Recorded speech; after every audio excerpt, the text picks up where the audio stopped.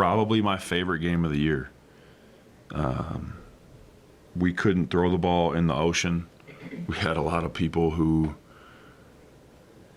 got good looks and couldn't make them. Lowry goes 2 for 11 from 3. John and Colin combined for 2 for 10.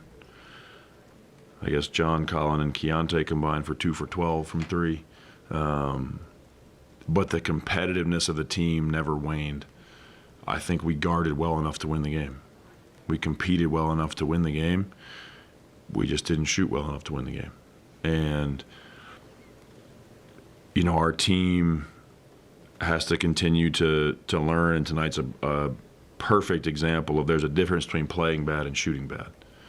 And if our team can consistently provide that level of competitiveness for 48 minutes, yes, there's turnovers from time to time. Yes, there's a botched coverage here and there or poor recognition of personnel from time to time. But those things are all kind of built in to what you expect in an NBA game. But if the competitiveness, the togetherness, the energy, the fight is at that level every night, there's a lot of good things ahead in Utah. We've talked about Walker and how strength has kind of changed him, but from a skill standpoint, what is he doing different than maybe he was in his rookie season or even last year? He's much quicker from gather to finish. He's low. His body is low early, and so when he catches the ball, it's one motion up to the rim. Early in his career, it was a lot of catch, dip, and then go back up. But Walker's put in a lot of hard work. Perimeter players work a lot on shot prep, getting my feet down early so I can get catch and shoots off. For bigs, it's a similar concept. It just looks different. So I guess you could say Walker's shot prep has improved. Also, his confidence has improved. Like, you see him making moves that are a little bit more demonstrative, a little bit less careful, a little bit less, I hope this is okay, asking for permission, just playing with a lot more force. He mentioned to us early in the season that over the summer he worked with what he said was like a mental strength coach. Okay. And he said that he felt like it's given him kind of the ability to move on from things, not be so negative. And, do you think that you've noticed that from him? Yeah, I think Walker is way less apologetic. And the way that usually manifests itself with him is that he's talking about something that happened 2 or 3 minutes ago. On that one, I thought that it's okay, man. Like, he's for sure grown in that area and is just kind of focused on what's ahead of him. Transition defense-wise, you guys haven't been good this season, but you were tonight. What did you see as a difference in that? Yeah, I think the team's willingness to change ends, the first 3 steps, is something that we've been talking about all year. The first 3 steps, changing ends, going both ways. And then I think our physicality, being willing to put your body on the line in front of the basket, make people play over you. Tonight was a good example of what we want it to look like. Transition defense in the NBA is hard because it takes effort, and then it takes communication and problem solving. And the team has had moments where we've given great effort and we haven't talked great and haven't problem solved great. So putting those 3 things together tonight is a good step for us.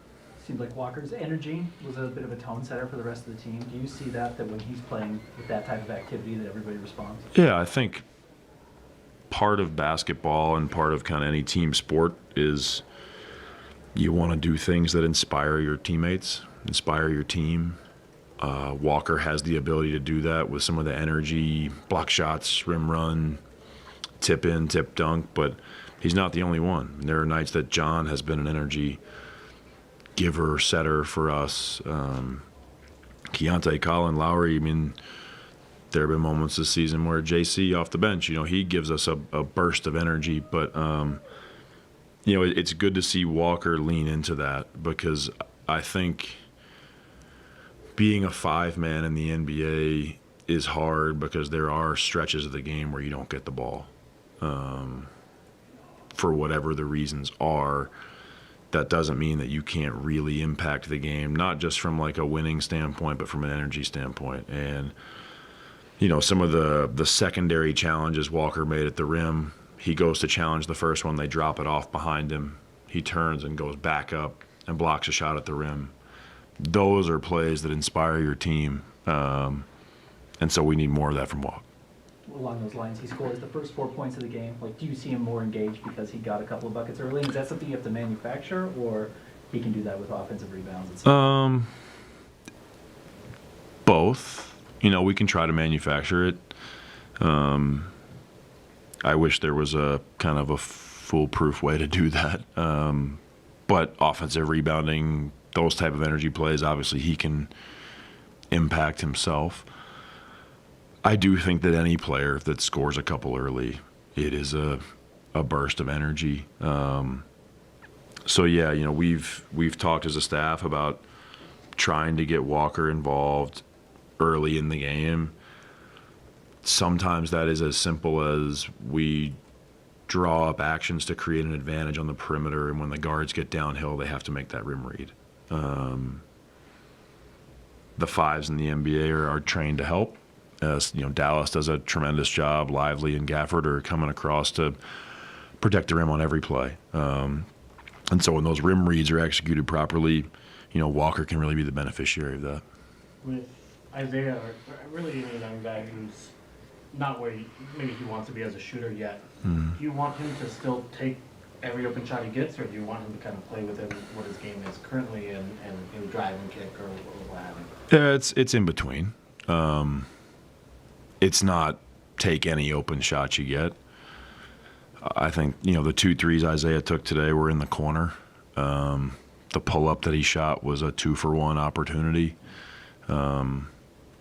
He probably had Johnny on the pitch back on that one, but that's splitting hairs probably. Isaiah, I think, is playing to his strengths for the most part. It's a lot of dribble drive, driving kick.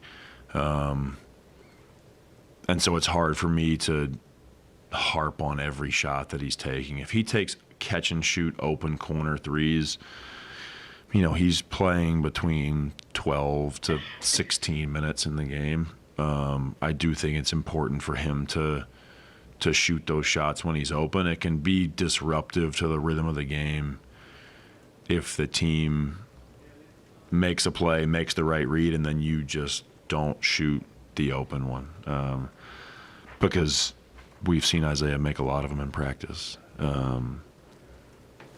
It is hard sometimes to translate to a game when it's shorter minutes and much fewer shots.